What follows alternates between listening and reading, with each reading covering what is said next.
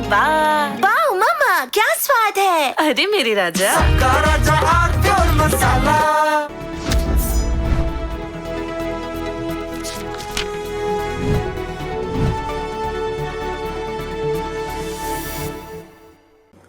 नमस्कार। आपको याद होगा मैंने आपसे अनेकों बार कहा कि प्रधानमंत्री नरेंद्र मोदी की राजनीति में सबसे प्रधान तत्व है कौतुक, और उनके कौतुक का कोई जोड़ नहीं भारत की राजनीति में।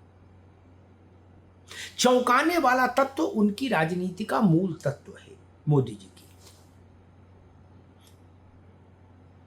अब फिर वो अवसर आने वाला है कि जब हो सकता है नरेंद्र मोदी पूरे देश के राजनीतिक विशेषज्ञों को चौंका दें और विपक्ष को एक बड़ा झटका भी लग जाए। जी हां,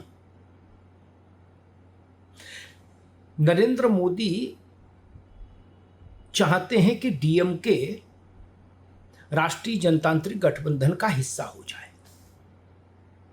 75% बात हो चुकी, राजी हैं दोनों पक्ष। 25% कुछ इश्यूज हैं, कुछ मुद्दे हैं जिन पर सहमति बननी बाकी है बीजेपी और डीएमके के बीच में। और अगर सब कुछ ठीक रहा तो अगले मंत्रिमंडल विस्तार में डीएमके सरकार में शामिल दिखाई देगा आपको केंद्र की सरकार में। शरद पवार की पार्टी भी सरकार में शामिल होगी, अकाली दल भी सरकार में शामिल होगा। ये एनडीए के विस्तार का काल है। और अगर सब कुछ ठीक ठाक पत्ते वैसे ही पड़े जैसा भाजपा चाहती है या मोदी चाहते हैं, तो राज्यसभा में 2/3 बहुमत से सिर्फ 1 सीट पीछे रह जाएगी एनडीए, और लोकसभा में 2/3 बहुमत से सिर्फ 5 सीट पीछे रह जाएगी एनडीए। एनडीए खुद में इतना सक्षम हो जाएगा कि 5 सदस्य और उसको समर्थन करें तो वो किसी भी विषय पर 2/3 बहुमत लोकसभा में हासिल कर लेगी, और राज्यसभा में वो सिर्फ 1 सदस्य की उस पर होगी, एज पर, कि सिर्फ 1 सदस्य और चाहिए होगा, वो 2/3 बहुमत तक पहुंच जाएगी।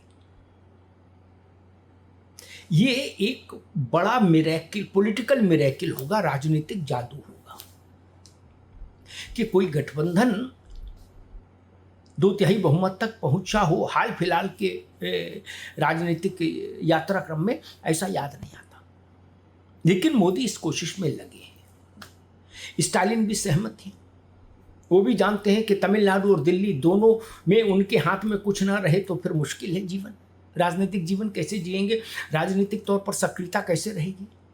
तमिलनाडु उनके हाथ से चले ही गया, दिल्ली में भी विरोधी सरकार रहे तो क्या करेगी पार्टी और क्या करेगा नेता।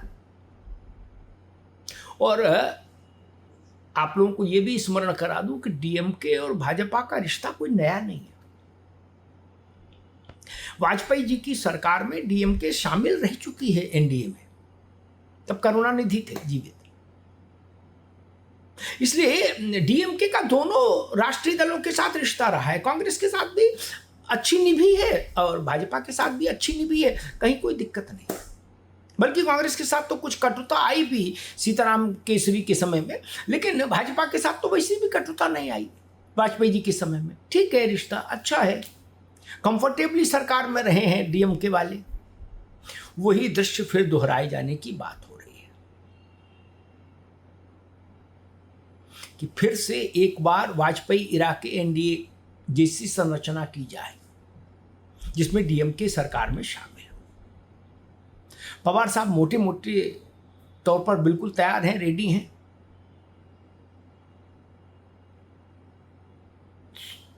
सुखबीर बादल से बात हो ही गई प्रधानमंत्री की, हालांकि लोकसभा में एक ही सदस्य है उनका, लेकिन फिर भी पंजाब की दृष्टि से पार्टी महत्वपूर्ण है। अगर भाजपा का ठीक ठाक अलायंस हो जाए तो पंजाब में उसका परिणाम मिलेगा चुनाव में। पंजाब में चुनाव भी यूपी के साथ है।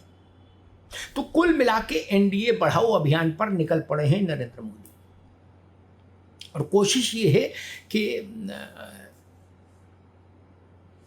30 दिन के भीतर ये सब चीजें दुरुस्त कर दी जाएं। Within 30 days. और उसके बाद फिर और ज्यादा दृढ़ता के साथ शासन चलाया जाए 2/3 बहुमत के शक्ति बल के साथ। अब सोच लीजिए, जब एनडीए की सरकार 2/3 बहुमत वाली सरकार नहीं है, तब उसकी काम करने की शैली ये है। और जब 2/3 बहुमत आ जाएगा तो फिर सोच लीजिए कैसी किस ठसक के साथ सरकार चलेगी, किस हनक के साथ शासन होगा। वही ठसक, वही हनक विपक्ष के लिए कष्ट का संकेत होगी, ये जान लीजिए। इसीलिए मैंने कहा कि अब मोदी जो करने जा रहे हैं वो विपक्ष को संकट में डालेगा, उसके आत्मबल को कमजोर करेगा। और अगर उत्तर प्रदेश का चुनाव, उत्तर प्रदेश, उत्तराखंड, पंजाब का चुनाव अभी लगभग 6-7 महीने दूर है, और इससे पहले केंद्र में दोनों सदनों में, संसद के लोकसभा और राज्यसभा में एनडीए लगभग 2/3 बहुमत पर पहुंच जाए तो उसका असर राज्यों के चुनावों पर भी पड़ेगा। विपक्ष का मोराल कम होगा, सत्ता शिविर का आत्मबल चरम पर होगा, तो उसका असर राज्यों के चुनाव पर भी पड़ेगा। ये तय मानिए, ये निश्चित मानिए। इसलिए भी कोशिश भाजपा ये कर रही है कि जल्दी जल्दी इस चीज को आकार दे दिया जाए, अमली जामा पहना दिया जाए। अगर डीएमके आएगा तो राज्य लोकसभा में 22 और राज्यसभा में 8, कुल मिला के 30 सांसदों की आवक होगी एनडीए के भीतर। 30 सांसद और आएंगे तो स्वाभाविक है इसके बाद उसको एक एनडीए में एक वार्म वेलकम मिलेगा, एक गर्मजोशी के साथ उसका इस्तकबाल होगा डीएमके का। और डीएमके को मोदी सरकार में भागीदारी भी अच्छी मिलेगी। बड़े मंत्रालय, मजबूत मंत्रालय, कुछ ज्यादा हिस्सेदारी, ताकि दोस्ती ठीक ठाक बने और कुछ समय चले, निभे, भरोसे का रिश्ता रहे। और वैसे भी 22 सांसद लोकसभा के एनडीए की टैली में जुड़ जाएंगे और 8 राज्यसभा के। एक बड़ा उछाल होगा एनडीए के पॉलिटिकल शेयर बाजार में। पॉलिटिकल शेयर बाजार भी होता है देश में, वहाँ पार्टियों का सेंसेक्स ऊपर नीचे होता रहता है। तो अगर ये सब कुछ ठीक से हो गया तो एनडीए का पॉलिटिकल सेंसेक्स एकदम से बूम करेगा। और जो तमाम इधर मानसून सत्र के दौरान ये जो तमाम नैरेटिव सेट करने की कोशिश की गई कि सरकार झुक गई, सरकार डर गई, सरकार कमज़ोर है, दिस है, दैट है, उन सब नैरेटिव्स को मोदी धो देंगे अगर वो अब एनडीए का इस तरह का विस्तार ठीक ठाक ढंग से कर ले गए। फिर यही सब नैरेटिव नेपथ्य में चले जाएंगे और फिर एक नया नैरेटिव देश भर में चलेगा कि मोदी है तो मुमकिन है। फिर ये नैरेटिव चलेगा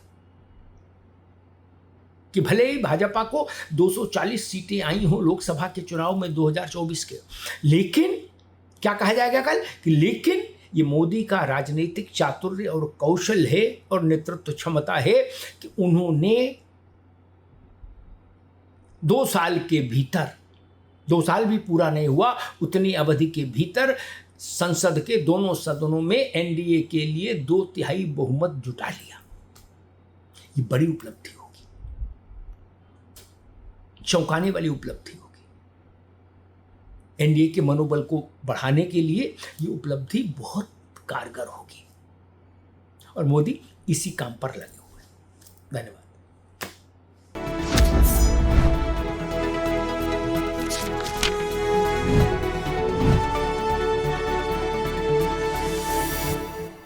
कुछ तो सस्ता लो, सब बढ़िया लो, इसमें क्या खास बात है? थोड़े में ज्यादा स्वाद, यही तो है इसकी खास बात। सबका राजा आरती और मसाला।